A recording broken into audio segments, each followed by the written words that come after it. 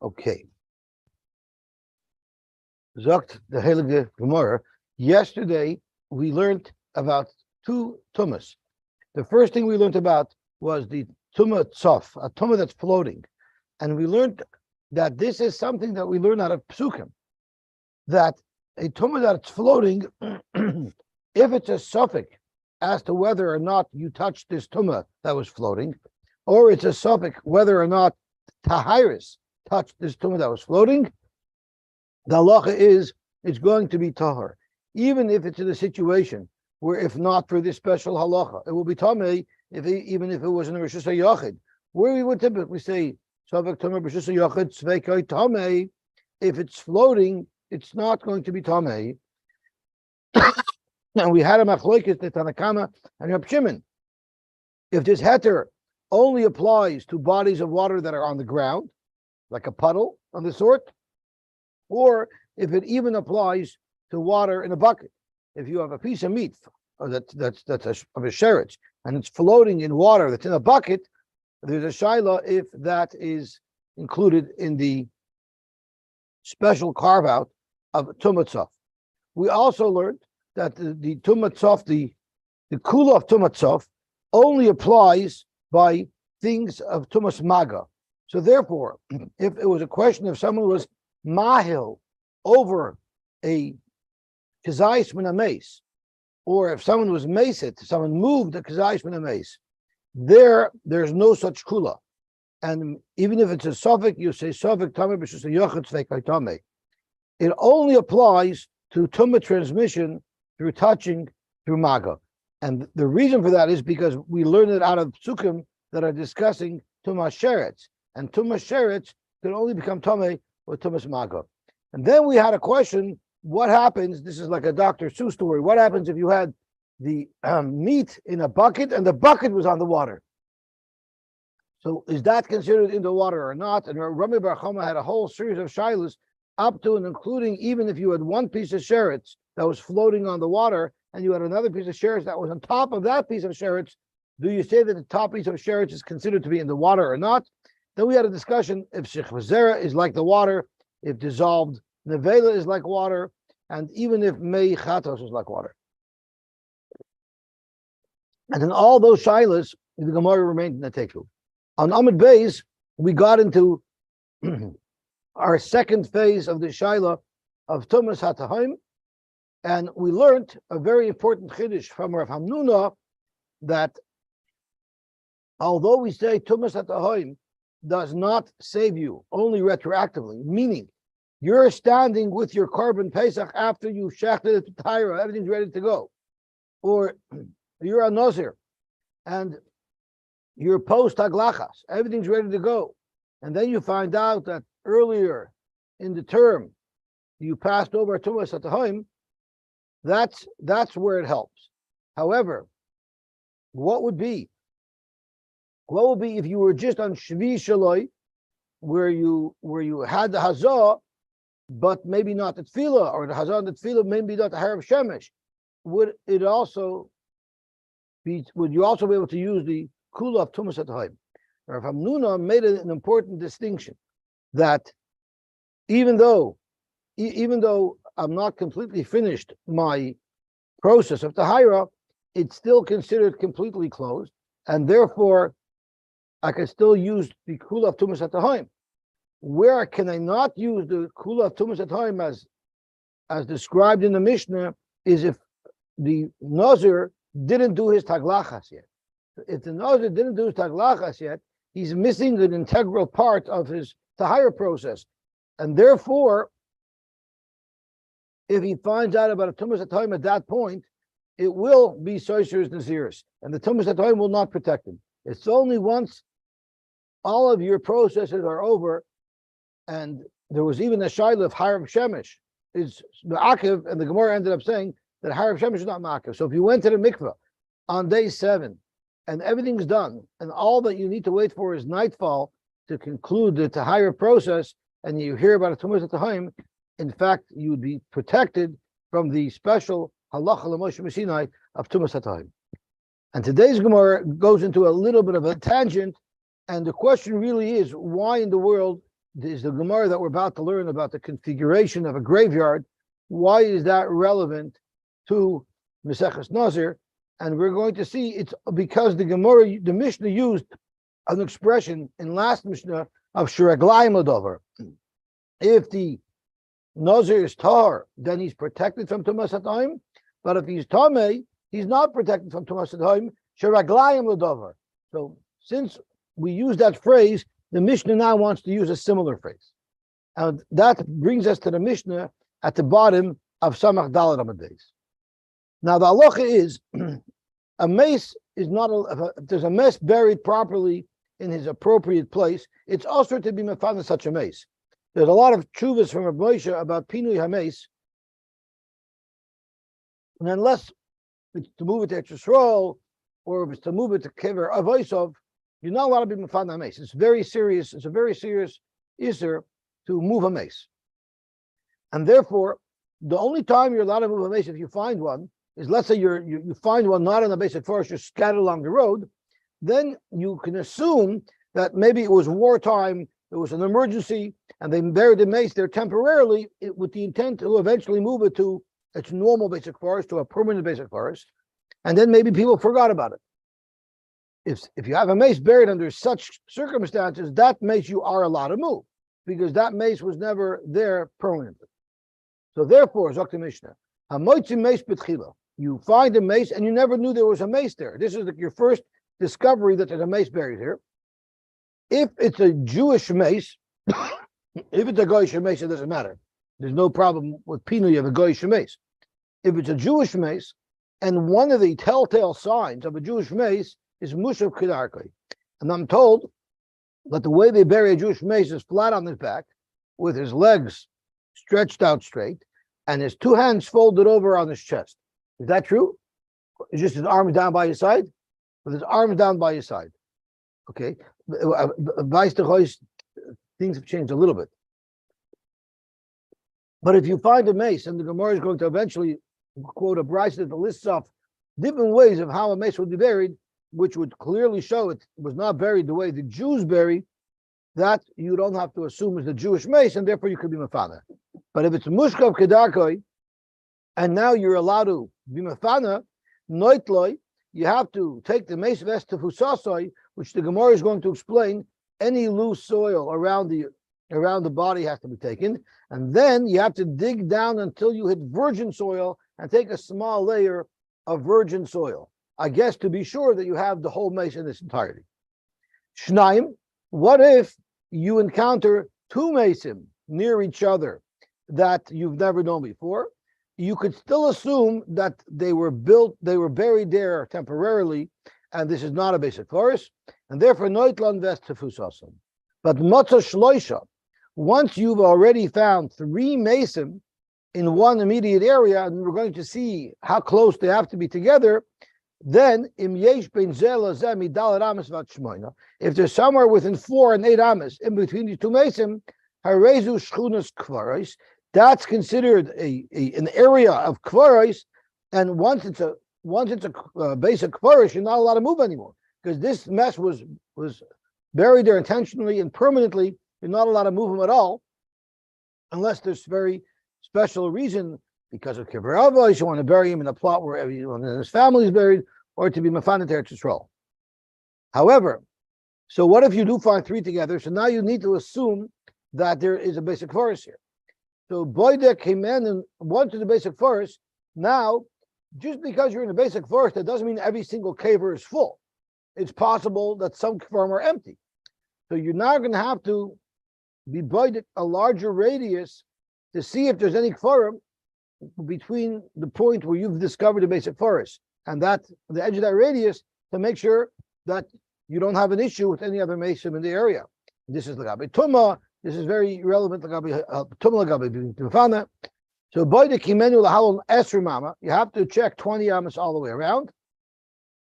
What happens if Motza Echad B'Soif Esri Mama? You didn't find any mace until you actually went 20 amas away. Well, that means you've just extended the borders of that basic forest that you found, and now you have to check an additional 20 amas. Boy, the Kimenu Lahalon Esher Mama, another 20 amas. Why? Shiraglaim Ladover. This is the wording that the Mishnah is using, and that's why we're quoting this whole case, because we're using similar language. Shiraglaim Ladover, Ilu Tchila Motzai Noitloi Vestusase. It's Shiraglaim Ladover. It's only because of the Raglaim Ladover. You know why? Because it could have been done differently. What if the first mesh you would have encountered was the last mesh that you encountered here at the end of the 20 radius? You would have checked between 4 and 8 amas around it, and you would have found nothing. And in fact, that mesh you would have been able to be mefana. So it's interesting. Had you checked in a different order, since the Kadosh Baruch Hu made it that you should find it in this order, now this is designated as a basic forest. Okay, gewaltig. Now we need to get a little bit of an understanding of how a basic forest works. If you have an art scroll, you probably have very good diagrams. I took a picture of the art scroll Mishnayos so we can have a picture of what the basic forest looks like. I'm going to put my phone on here. I'm not sure if you could see this because there's a glare, but the way the basic forest will typically work is this is one opinion that I don't think in the Gemara, in the R scroll Gemara here, it shows it a little differently, but here it shows there's 4 amas. The Kever is 4 amas. Each Kever is 4 amas. So the way the Kfarim were would be a cave, and in the walls of the cave, they would have these like holes, horizontal holes, which were called kuchen. And each kuch was an amma wide by amma high by probably 3 amas deep, right? So you could slide a body into it. Now, this shita that the picture here is showing it probably like the Rosh, not like Tosfos. And I'll get into those nuances in a minute, but we'll get the general idea. If I have a opening here, this walking area, a lobby area of 4 amas wide by 8 amas long, in the 4 amas wide, I have 2 amas, which is the width of each of the 2 kuchen, and then I have an amma in between the 2 kuchen, which now is a total of 3 amas. Now they don't make the kuch right up at the corner of the room. There's a half a amma of wall space on either side. So that's where you get 2 kuchen in a sum total of 4 amas of space. And using that same calculation of each kuch being an amma wide, and then leaving an amma of undisturbed earth in between each kuch, yet on the edges having a half amma in a graveyard that's 8 amas long, which is how they would make it 4 by 8, they would be able to fit 3 kvarim. So ultimately, the amount of kvarim that you could fit into this area is 8 kvarim. So where do you get if you find a kever between 4 and 8 amas? It's because if you're going side by side, you'll usually within 4 amas, the maximum kvarim you'll be able to run into are 2 kvarim, because each, like we said, each kever is an amma. So from one end of one kever to the other, and another kever is going to be 3 amas. So 4 amas, you should be able to hit 2 kvarim. 8 amas, because this for 4 to 8 is, well, it's very possible that you were at one of these 2 end kvarim, and these kuchen are empty. Baruch Hashem, the people who bought them are still alive, and the next kever might be here or here.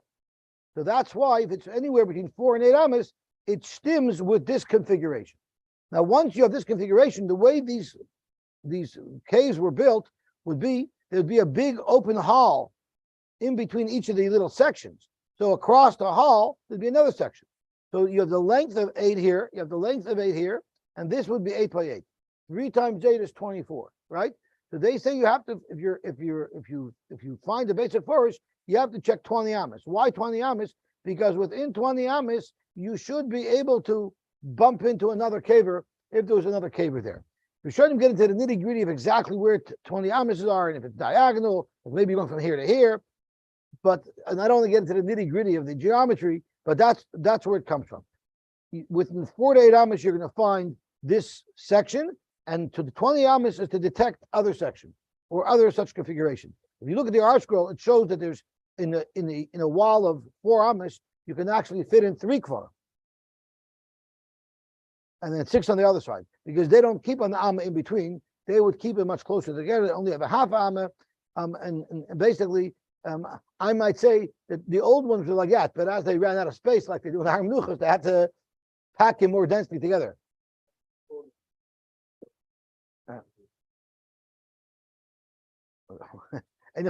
that's what the Gemara is teaching us. And if you look at Tosfos, there's an argument of exactly what the 4 amos are, what the 8 amos are. But the main point is that you're going to find one section of things buried together, and others are smaller. The only time where the dimensions change slightly is if it's a section that's used for small children. That would be a smaller section. That was relevant in the Machlokes of Rishonim, where how you get the 20 amos. It was relevant that it was a smaller area. You might find a child's kever, but that is the halacha. So the gist is mainly that.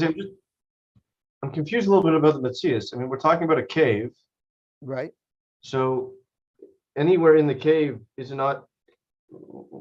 There's too much oil. Like what are we? But this is not a discussion of tumah. This is a discussion of whether or not you're allowed to relocate a mace, whether or not you assume you found it buried in a permanent basic forest where you're not allowed to move, versus someone that was just buried at the side of the road because he died and they couldn't deal with him, so temporarily they buried him there, and then they're allowed to move him. But if you're talking about somebody who's buried temporarily, and this is giving an example of somebody, this is buried in a crypt. This is buried underground. Or we're talking about. We don't know if it's a crypt or not. We just dug down and see a body there. We don't know if the body is part of a crypt. Everything's filled in. Everything's collapsed. This is after everything would have been collapsed. If the crypt is there, yes, then it would be obvious to us that they were buried in the basic forest. But we're assuming that everything would have been collapsed. So the only way you would be able to tell if there was once a crypt there is by the configuration of the bodies. Okay, gewaltig. So if we have to be concerned that this was a proper burial, you cannot move the mace.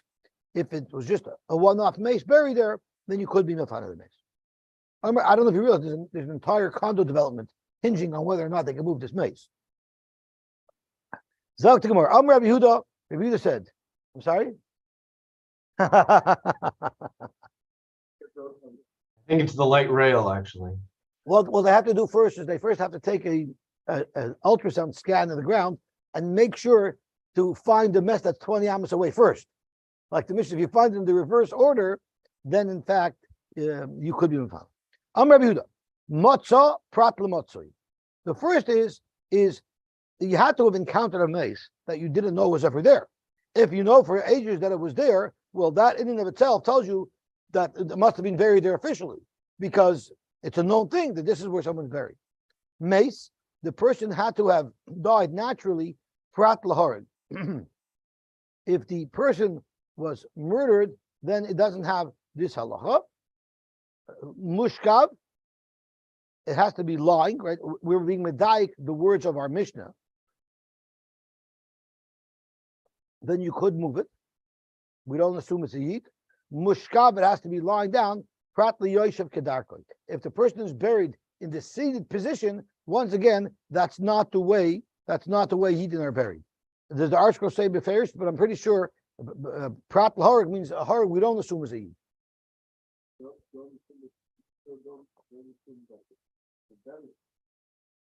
I mean, most. I don't know. I don't know. I know prat li'yoshev kedarkoi means you don't see yid. And therefore, all goes back to the halacha we did earlier, that this whole halacha of shchunas kever only applies if it's a guf sholim. Okay, Mati's saying good. The reason why prat l'hareg is because usually if someone was murdered, his body will not be complete. And this whole halacha of shchunas kever, the area of a kever, which you have to be careful for, only applies if the guf is sholim, which we actually learned earlier in the Masechta. And prat li'yoshev kedarkoi and prat l'sheroishay munach ben yirei. If the way the body was buried with his head bent over in between his knees, that's the bracing position. That's also like a guy. Okay, gewaltig. Tani Ula Barchanina. Ula Barchanina taught us. I want to just look at an important Tosfos. Prat l'hareg, which is towards the bottom of the thin lines in Tosfos. Prat l'hareg kedarmina b'samach the meis shechasar. Mati spoken to the Arshul, who happened to have found it in Tosfos.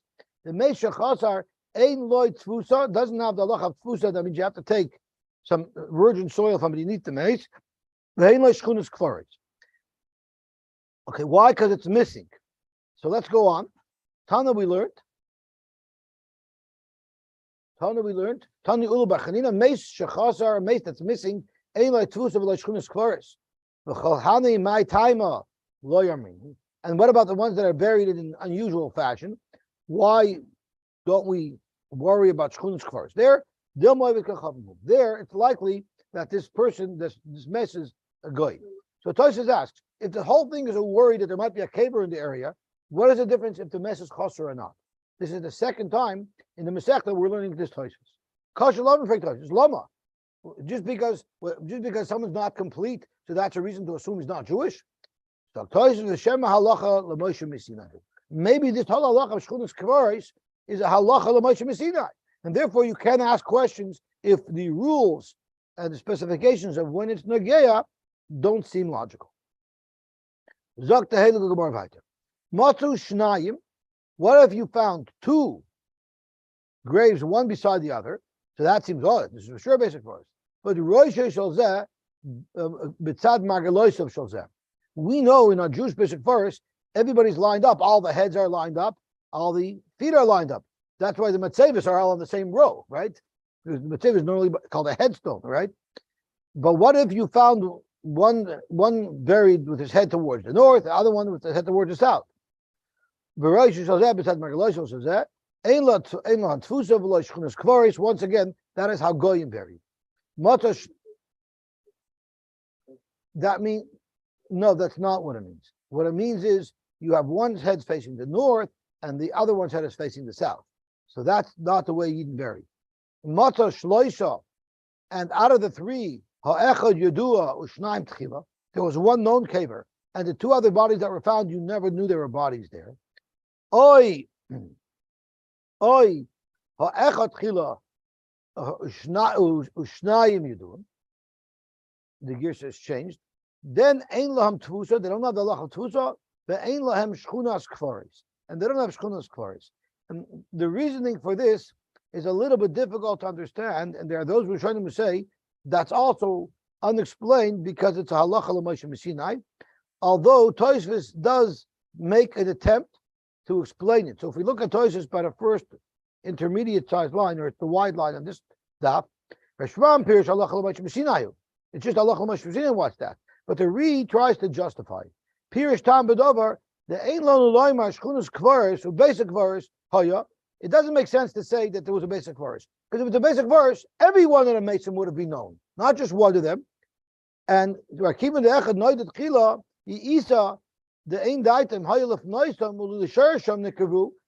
say it was a permanent basic verse,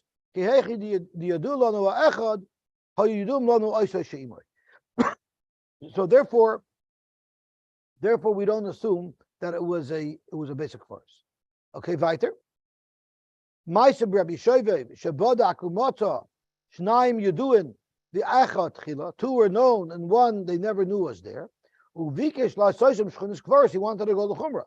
Amalei Rabbi Kiva told him, Kol sheyagata lo'rik yagata. All of your hard work is all for nothing. This is not a shchunas kvaris. Lo'yamu shchunas kvaris ela legimel yeduin or l'shloisha tchila. Either we know that there's a basic kvaris here, or you don't need a chiddush for. You don't need a halacha l'Moshe Missinai. The Shlosh Tchila of three previously undiscovered kvarim, that is shchunas kvaris. There's a neighborhood here. This area is kvaris you have to be considered. Noitlan vest tefusasim. When you are mefana, you have to take tefusa. Heichidami tefusa. What exactly is meant by the tefusa? Amar Bidam Makra, Yaakov Avinu told his children, Unisosani mimetrayim. Why did he need to tell this kid, take me to Mitzrayim? Musasani, take me with you. So Darshan, Toilimi, take with me part of Mitzrayim. The question is, who said Yaakov Avinu was buried? Wasn't he mummified? Who said he was ever buried there? So let's have a quick look here in the Nuschos Harivatz. I'm not getting a clear picture here. No, it's not over here. It's the grubbings down, maybe. I saw somebody brought down over here. No, it's not here either. I saw somewhere at the side of the Gemara, maybe I had a different Gemara learning yesterday. He brings down from the Aruch. I think he brings down from the Aruch over here. So it's not over here. So he brings down from the Aruch that Yaakov Avinu said, I don't know if I'm going to be buried or I'm going to be mummified. But if I'm buried, make sure that when you're digging me up, you take part of Mitzrayim with you. In other words, some virgin soil. The Kamashir Tfusa, how much are you supposed to take? Pierce Rabbi Lazar, and the Gra says it's not Rabbi Lazar, but Tzaddik. The Gra tells us that it's a different Rabbi Lazar. It's, he takes it out. That's right. Take part of the earth that's underneath me. And it's because it could be some of the moisture, the mace, was absorbed into it, right? So the loch is noitel up at that Gzer came much later. So you take the loose earth there, but you have to dig down into virgin soil. I'm going to bring you a raya from a brisa who says you don't have to take any virgin soil with you at all. You take any small fragments that are in this coffin that was made out of marble. Tosfos brings down some other shotim as to what kismin could mean. It could mean the besamim that are with the mace, or it could mean some wine. There's different things that kismin could mean. But the pashup shot is that it's fragments. That's exosois. Oh, I'm sorry. Those are exosois. Pieces of earth. No, not of wood. If you look at Tosfos, it's shalshayish. It's chips of marble. Right, but not of wood, because I don't know if you remember, we learned that if there's a coffin of wood, then the mess is considered diluted. It's only if it's pure mace. Those are pieces of Adama. If it's not diluted, you just said that listening because it's diluted. That's why by wood, most of Right, but we had a halacha. We had a halacha of by rekev. We're going to susis negate to rekev. The rekev is only matama. Molitav the rekev is only matama if it's undiluted. There's nothing there. So we're going to address that soon. But that's why Tosfos says it has to mean part of the aron. It can't be other things, because if it was other things, then the tumas rekev, which the Bryce is going to list off in a minute, wouldn't be relevant. So twice. He said, whatever you know for sure has no part of the mace in it, you can throw away. That's not relevant. But keep separately all of the little fragments that you find that might have mess content in it. Vashar, the rest, which we know is pure mace, mitztaref,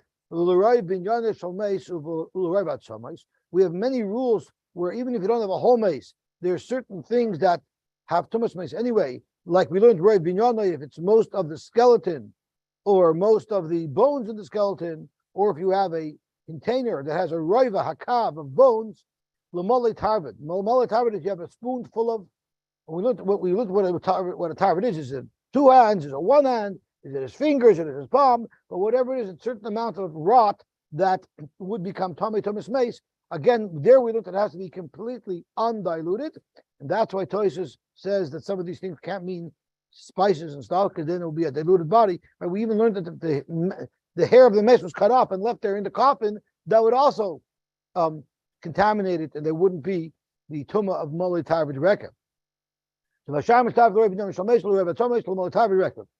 So, but it doesn't mention anything about taking the tfusa. So you see, you don't need to take virgin soil. That's why you're right. It's a machloikes tanayim. Who damar kai tana? The tanya v'chamesh tfusa. Amar v'yechem mishum benazai. Noit lofer tichuach. You take the loose earth. The choiver bebesula shalosh etzbois. You dig down into the layer of virgin soil 3 fingers, which is approximately 2 inches deep, a layer of 2 inches of virgin soil. Boy de kimenu. I'm sorry. What's that? I don't know if this is. I don't know if this has anything to do with a pasuk. Oh, yeah, he doesn't darshan that. That's correct.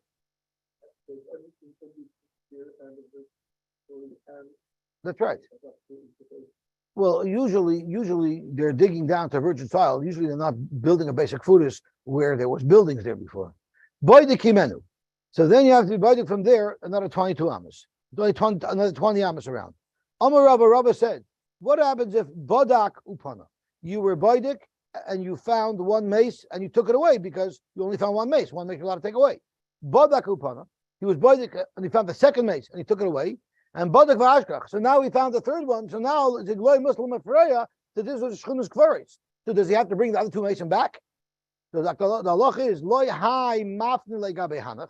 He can't dig up the third mace and now move it to where he relocated the other mason to, so they should be together. So Loy Hai Mafni Legabe Hanach Trey. Loy Hai Trey Legabe Hai Chad. Everyone stays where they are. You move those two masons, don't touch them. Leave them where you put them, but don't move the new mace either. Ikadami Amarava, Kagoyin Shenitna Rishus, the Kivan Shenitna Rishus Livnois. Once this group of Kvarim, you're allowed to be Mefana line, you could move them. Zokt Toisvis, Shekfar Pina Kaidim Sheyoda Shloishahin. You move two before you do three together. Therefore, Afashlishi Mefana Lamakam Shiyuchi, you're even allowed to move the third away. The be'echad le'niskan shchunas kvaris. For one, there's only one left now. There's no din shchunas kvaris. Uksas kasha in malachahi b'shema calls out in halacha. I mean, it's sure if it's not halacha, it's halacha l'mashem mesina. Everything makes sense. Zok Gemara ikadamri amarava konshenish nershus lifnois mafna. It was a kivan shenish lifnois mafna. Mafna lahain. Correct Gemara v'lashavinu shchunas kvaris. Why don't you make the whole thing into shchunas kvaris? Amar shlakash ila matu v'tiaru eretz Yisrael. They didn't want to be machmer. The halacha l'mashem mesina didn't refer to that, and they didn't want to be machmer to make this into shchunas kvaris because they're looking to make Eretz Yisrael inhabitable to as all the kayanim. So they want to make as much land in Eretz Yisrael inhabitable by kayanim. So they were looking to minimize any part of land that we would consider tamei, which would prevent a kohen from going there. Badak meyash mama v'leimotza mai amar b'nashe bar Yirmiyah amarav shchunas kvaris. What it means shchunas kvaris if you didn't find. So what Tosfos tells us, what it means is that this is the claimer shchunas kvaris shel shloisha shenimtzu kvar yeshloi avlo yitzarich yoyse livloi. You found three, and now you have to check 20 all the way around. If you don't find within 20, so all that remains the shchunas kvaris is the three kvar that you found, but anything around it wouldn't be a shchunas kvaris. My timer amar shlakish. Again,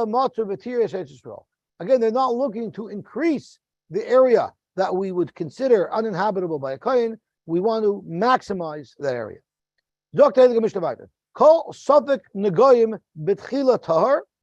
Anytime you have a safek negoyim, when you're first assessing whether or not they became tamei, we will treat them as tahor. That's before anyone became tamei. And the Rishonim explain what was the safek over here. You have two people. The halacha is if two people come with a nega, they get locked up for a week, and if the nega grows, then they become tamei. If it doesn't grow, they don't become tamei. So imagine one guy had a shear of a quarter, and the other guy had a shear of a dime. They both get locked up. The next week you check, and they both have the shear of a quarter. Only one of them expanded. Which one? We don't remember. They're both tahor misafek. But what happens if they're both condemned because they both had pishayon? We know for sure that they both are tamei. And then the halacha is the way it works is in order for you to become tahor, your nega has to shrink to lesser than the size that it started with. It doesn't have to go away completely. So what happens if one guy started off with a dime, the other one started off with a quarter, and then when they came back, they both were bigger than the quarter. So now they're both condemned. A week later, when they're checking to see if they were healed, it went down and now it's less than the size of a quarter. So the guy who was originally a dime, he's still tamei. The guy who was originally with a quarter is not, but you don't know which one. So they were both for sure tamei, and now the question is if the tumah comes up, so the halacha is mission. This is tumah sveikai tamei. How do we know this? It says in the pasuk, it says, Oy kli or l'tare or l'tamoi. Zois taris nega teras, l'tare or l'tamoi. You have a chazaka. Oh, gewaltig. That is the kasha that has to be asked over here. So Amar Rav, Amar Kra, l'tare or l'tamoi. Hoyel upasak boya kosa b'tahira tchila. Correct the Gemara. If you're telling me that it's a pasuk and it's not a chazaka like Duvi's asking, if you have a pasuk, it can't be based on the chazaka. It has to be, even if there's a chazaka's tuma, you're still going to be tahar, because that's the chiddush of the pasuk. That's exactly Duvi's kasha. If you have a pasuk that tells you that where you would normally be mitama, here you shouldn't. It must be when there's a cheskas tuma. So even if they were tame before, you should still be mitar them misafik. So we must say that the Rabbi Marav's drush of Latayra Latamoi is not going on nega, because like Dubi says, you go basa chazaka. Aha itmar, it was said on this. The halacha is in baharis kadma laser love and tame. The way it works is first you get the skin discoloration, then the white hair grows in it, and that would indicate that the skin disease caused the hair to go white. But if you started off with white hair even before the baharis, that's not a simon of tumah. The baharis kadma laser love on tame. But if Mr. Love and Kaidim Labaharis, it would be Tahar. What it was if it's a suffix, you didn't know. Was the white hair there before or not? Then the halacha is suffix is Tameh. So why is suffix Tameh? We'll see in a second. So the Love and Kaidim was Tahar, suffix Tameh. Rabbi Yeshua Amir Kiha. Rabbi Yeshua said, what is the halacha in this case? The halacha in this case is Kiha. What does that mean? By Kiha. What does Rabbi Yeshua say? Rabbi Yehuda said, Kia v'tahar. What it means is, if it's a suffix, if the hair came first, or if the baharis came first, we pass in vadai that it's tahar. How do you know that's what Yeshua meant? V'dilma kia v'tameh. Maybe he said kia and it's tameh. Amar Rabbi Marav. This is where Rabbi Yehuda Marav used the pasuk. Amar kra l'taharoi ay l'tamoi. Hoyel upasach ba'akasav v'tahira tchila. The Torah is telling you that if we don't know what came first, we say what will be matar bevadai, and that is where it was used. But avada, to explain our Mishnah, as Duvi said, we can just rely on the chazak. Zok the Mishnah weiter. B'shiva drachim boitkin hazav. Shvachel it up. If it means tar, which is how the Gemara says, then it stems. Yeah. B'shiva drachim boitkin hazav. Now, we know that a zav, a male zav, not a female zav, but a male zav who has a certain emission from his body, sometimes it's caused by natural causes, and that renders him a zav. But sometimes it happens because of something he ate, because of something he did, and then he wouldn't be a zav. Now, we know the halacha by a zav, if he sees once, he only is tummy for 1 day. If he sees twice, he's tummy for 7 days, but he doesn't have to bring a carbon. If he sees 3 days in a row, or I'm not even sure about that, it could be if he sees 3 times, then he's tummy 7 days, and he has to bring carbon. So not every emission, even though it looks the same, is considered ziva. If it was caused by some other reason, then it would not register as ziva. So b'shiva drachim boitkin is a zav. You always check out a zav to see if what came out of his body was ziva or if it was from other natural causes. Actually, that's only until the second time. After he already had 2 riyas, the third time you don't ask him. You assume for sure if the first 2 were real riyas of ziva, so is the third. And you ask about Malchel Mishnah, what he ate, because certain foods can induce ziva. The mata, did he lift heavy weights? That can induce ziva. Ubekvitza, jumping can induce ziva. Ubechoyle, some type of sickness. Ubemara, if he sees something that that is more, he sees it's brought under Shem, he sees people who are being mizavik. He saw people having relations. That could cause it. Over here, if he's thinking about things, Mishaniska Klaziva, but once he already had 2 re'iyas, and we've already confirmed that they weren't caused by something else, then Ein Baikanai, we're going to assume for sure he's a real Zav. Einzoi Utzveikai Vishich Vizarai. If it came out, if he saw a re'iyah that came from one of these types of things, Tameim Dabi Tamai, Sharaglayim Ladav. At that point, once he already saw 2 times, everything else is Vadei Tamai because Raglayim Ladav, because he already had 2 re'iyas that we verified were proper re'iyas. What happens if it's a makkah? So again, we're talking about the words raglayim l'dover. It's all because of the words raglayim l'dover that we're going off on this tangent. Hamaka is chaveroi v'amdul misa. The law is if you hit somebody in a way that you could kill him, and he doesn't die right away, but it looks like you killed him mortally, you've hurt him mortally, so you'll be chayiv misa. So what happens if you kill a guy? It means you hit a guy, v'amdul misa, and the doctor said, yes, what you did to him, you murdered him. But you got lucky. V'hako mimashaya. But then he started getting better. Phew, literally that saved your life. And then he took a turn for the worse. The Allah is chayiv, you're going to be chayiv because we'll say that it was your blow that ultimately killed this man. Rabbi Nechemia says it's potter. Because the fact that he was getting better and then he got worse shows that it wasn't your makkah that killed him, rather it was some condition that he must have had. Where do you know that for the first two times you check and the third time you assume that it's ziva?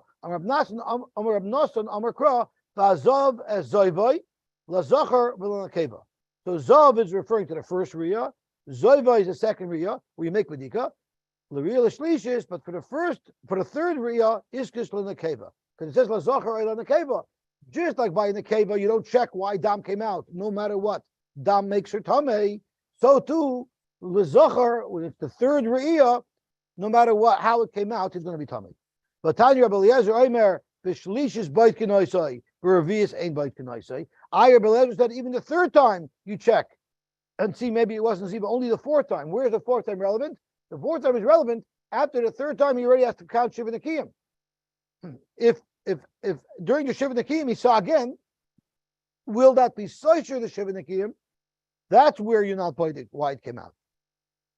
And where does he get that it's four times instead of three times? He obviously dashes differently. Rabbi Eliezer is darish to S in the Torah, and we're going to see in a minute how. Rabbi Eliezer darish esim for abundant loy darshi esim. So zok toisvis. Rabbi Eliezer darish hazav chada es tarti zoyvei tlasa. So the first one that says hazav es zoyvei was only referring to two re'iyahs. But if you count the S in between the Zav and Zoivai, you get three Riyas. And B'Revi is Akshel and the Kever. It's only about a fourth Riyah where you don't check, you automatically assume it's Tomei. With Perik with Exclusive and Farak Talmud it's the Gemara elaborates on. So basically today's daf was barely just residual halachas, random halachas all over Shas, where the Tana used the word Reglayim Ladover, and since that's similar to what we used in our Mishnah, the Tana feels that we should be aware of those halachas as well. Okay, so that means the Tana also holds of the Zichru program, because it's using key words to help us remember things. Tomorrow is the last stuff.